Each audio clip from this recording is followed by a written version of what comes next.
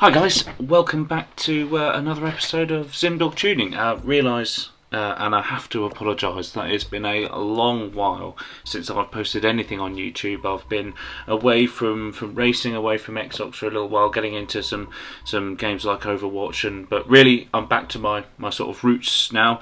I've got PCARS2. It's free on the dashboard. I thought we'll have a little bit of a change from Forza Motorsport for the time being, and actually this has been a really fun time for me. I've only had it for 2 or 3 days, but I think I'm starting to get to grips with things straight away, and it's been a good opportunity for me to break out my wheel as well, which I haven't really had the chance to do since F1 came out quite a long time ago. And before you guys say, nope, I haven't spent millions and millions on a wheel setup or a set of pedals or anything like that. I've spent the minimum amount you probably can to have sort of a half decent wheel. I've gone ahead and got myself a Logitech G920, so I really love racing on the wheel, so I'm glad I did that. Today it's going to be the first in a number of series, or a number of episodes in this series, sort of going through some track guides, how I go about learning new circuits, as obviously this game is a lot of new tracks compared with what we're used to on the Forza Motorsport scene. So tracks like where we're at today is Zhuhai International Circuit. So it's a Chinese track, and actually it's been home to sort of Chinese touring or Macau Touring Car Championship for a number of years. FIA have done some GT racing there, so it's quite a neat little track actually, and it's one that's definitely caught the eye of a number of us sort of as we've been racing over the last couple of days. And I thought I'd just take you through how I go about learning the circuit from scratch. What I tend to look for on the track, and also sort of how to build up speed over a number of laps. So before we get into it in a little bit more detail, I guess a bit of history on this circuit as well. Zhuhai actually was China's first permanent motor racetrack, and that was it hosted its first race in 1993, which seems crazy when tracks in the UK and across Europe and even in the US were racing decades and decades before, which is crazy. And it's actually designed by the same people, the same group of engineers that designed the Adelaide circuit that Formula 1 used to race on. So it's got some heritage, and actually I think it flows quite nicely. So let's get into a bit more detail. How do I go about learning something from scratch then? Because a lot of people say I've got a bit of a talent for this and I can get up to speed very quickly, and I think it's something that people struggle with as well. How can you speak so fast straight away? But there really is a bit of a process that I follow, and I continue to follow to this day. And actually games like this have really got a good grasp on how to show you this. So games like Forza, there's one breaking point, there's one line a lot of the time, whereas this car and track and game as a whole are very much trying to make the most of what you've been given, and actually you've been given quite a lot. So we've come out the pits, we've done a warm-up lap, which on PCARS is really important because the tyres start cold. You can see the PSI sort of building in the bottom right-hand corner there, and I've just been cruising around trying to get an idea of what corners come up next, using the map at the top right-hand side of the corner, but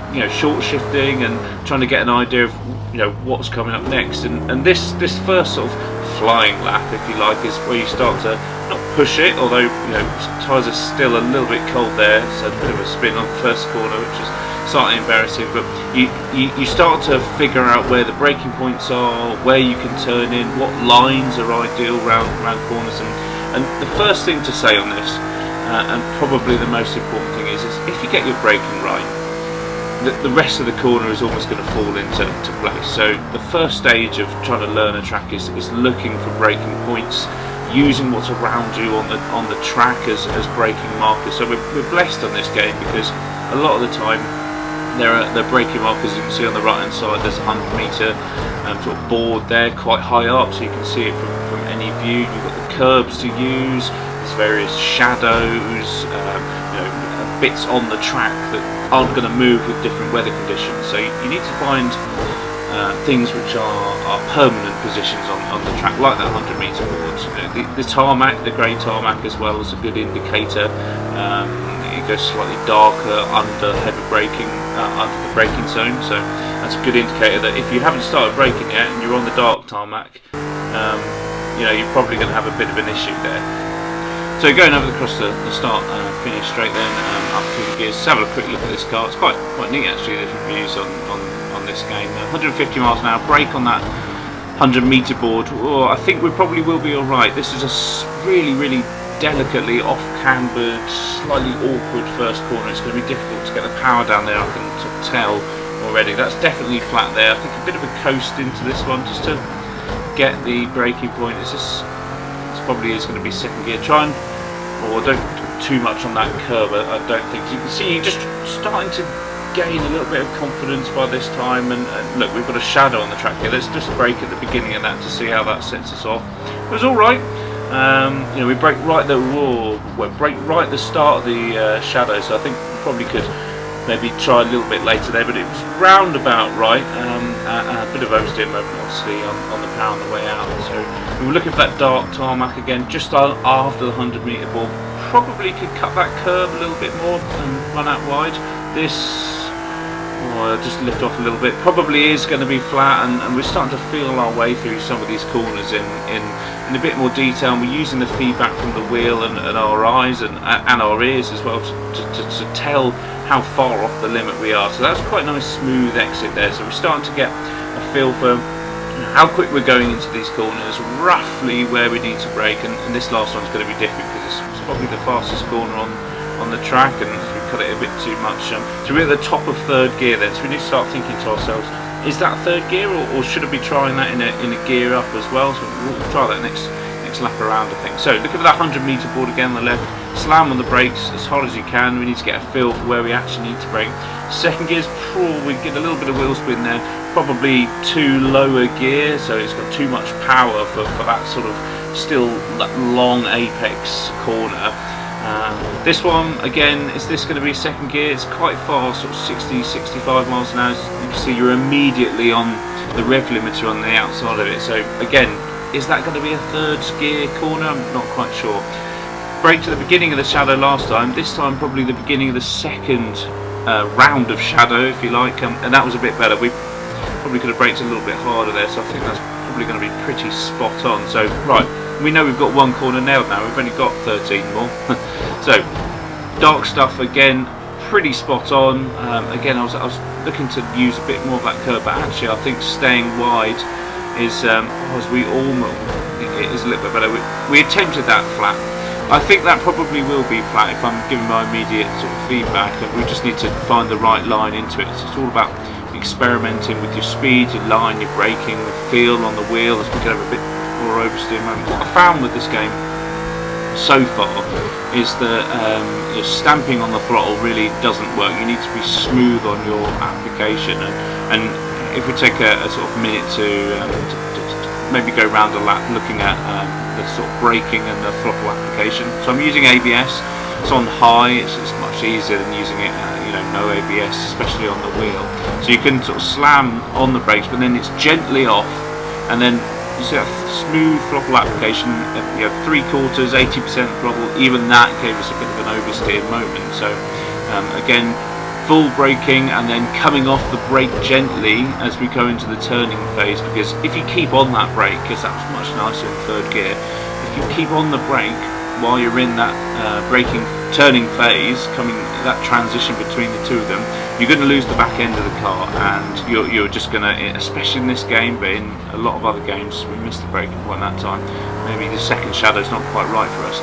You're going to lose the back end of the car if you're still on the brakes while you're trying to turn, especially if these cars do have rear downforce, but they're not they're not an LMP car with a huge rear wing on the back of them. They're a reasonable downforce GT car, as that is definitely flat out, much better line. And actually, again, we're at the top of third gear there as we're exiting the corner, and I think it's always a good rule of thumb to be in the gear that you want to exit the corner while you're going through the corner, so there's no immediate changes up. But these aren't sort of super slick gearboxes, they're not F1 style 0 millisecond shifts. They do take some time, and I think it's good. Again, that one probably going to be fourth gear. You need to be able to ready to drive out of the corner. Just when you're in that key phase of the corner where you're gaining grip, you don't want to be changing gear there and losing that momentum, where someone else who potentially took that in the gear above you is going to drive straight past you. That first corner is much easier in third gear. You're not dealing with as much torque or power on that long corner, so I think that's much better there. Let's try this again in third. Probably cut that a little bit more actually, run a little bit wide, but we're not concerned about valid or invalid laps at the minute. This is all about getting a feel for the limit of the car, the lines of the track, where to brake, how to put the power down out of these slow corners, trying to get a feel for how smooth we need to be, and really how much we can push the car. That's the ultimate thing. We're trying to get lap time out of this, but it's about a confidence building exercise as well. So try and take a little bit more curve there. Works out nicely. Difficult to put the power down. This one's definitely flat now. You can cut that a little bit. I think probably a short shift just before the apex of that corner would do nicely. It might shift the back end of the car around a little bit better. Smooth off the brakes there. Smooth on the power. Again, this is, the corner continues to turn even when we're in the acceleration phase there. So we need to be careful that we're not overpowering the car, because we're just going to light those rear tyres up, and ultimately that's going to be lap time lost. Good turning point for that one, a little bit wide on the exit. It's a bumpy curve there, and I'm sure at some point I'm going to send it into the wall, but that was nice in fourth gear, so we're starting to get a feel for things now. 100-metre board on the left, just before the dark tarmac. Keep it in third. I think diving into that corner is quite easy actually. Instead of sort of staying left right until you think you need to turn in to take a later apex, I think you can take an early apex on that first corner and sort of ride the wave out to the left hand side, and then cut back while you're in the acceleration phase. It sort of shortens the corner a little bit more, and a tactic I like to do on corners like that is dive into them rather than take that sort of late apex cutback approach, which is sort of what you need to take on these hairpins. We get a big oversteer moment, we get a bit too carried away on the throttle. So now lap 6, starting to get a feel of things, starting to put our corners together, we're starting to put the power down a little bit more smoothly. We've got the braking points that we're pretty much down. I think there's still work to be done. This one's definitely flat. We try that short shift, and actually that stabilises the car on the outside of the on the exit of the corner, because you're not going through that shifting procedure while you're in that acceleration phase. We start to get a good idea of where to turn in for these slower corners as well, and actually it's probably time to sort of put a lap together where we're really going to hook things up. This phase is crucial actually, because you've gone through that confidence building, learning the braking points, starting to get an idea of where you're turning in, and now this is the time where you need to put it all together and actually hook up a couple of laps, because this could be the difference between you sort of liking a circuit and feeling comfortable and confident, compared with, actually I don't like Zhuhai, because when I was first on the game I went round there in a Renault RS GT3 car, and it didn't really quite work out for me, so I'm not sure if I want to do that one. This is where it all sort of works out. Again, we're not worried about sort of having valid or invalid laps. It's all about sort of getting that feel. That corner back there is a bit of an issue for me actually, it feels like at the minute. So again, we're looking for things to work on in the future. This is the first 7 laps that we've been around this track. It's not going to be perfect. You need to go away and do some targeted practice, like I've mentioned in a previous couple of videos. For instance, the Daytona 24-hour one, which is a number of months ago now, but it was all about how to practice and how to train for an event, and that same sort of mindset's brought into this video and this training exercise, because that's what it is. It's a learning exercise, and it's something I'm really interested in, is how you go about learning and building your sort of schema and picture of the track up, because every time you go round a corner, it is true, the more laps you do, that the more accurate your sort of picture of the track is, and you know roughly what's going to happen, because you've adapted to more scenarios, and that's what driving is being able to adapt on the spot to something that you're making happen, and obviously the quicker you can do that, the quicker you learn the track. So we're starting to get the times down now, sort of low 34s. We've still got, we're full of fuel, and we're just sort of cruising around on hard tyres. That first corner definitely easier in third gear, 100%. This one, I think I'm torn. I think it is going to be third gear.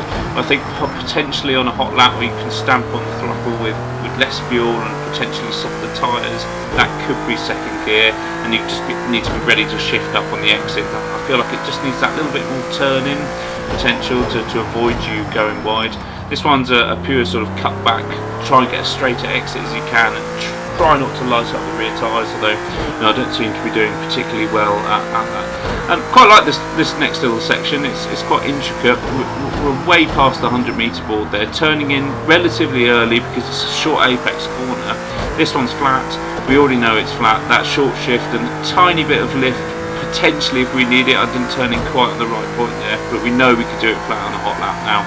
And into the penultimate corner, a little bit wide on the braking zone and the sort of entry to the corner, but we get a nice exit even if we get a bit of oversteer. And going into the final corner now, stay left, see the two signs on the left hand side, brake just before the final 50-metre board, a little bit late turn in, we're going to run wide, right, next lap's invalid, but I hope that gives you a bit of a sign of where we're going. We've improved dramatically into the 33s now, so we're only going to go one way, which is a really good sign. We're less than 10 minutes in, or well 15 minutes into our journey on this circuit and track, so it's made some really good progress. Guys, I hope that was sort of insightful.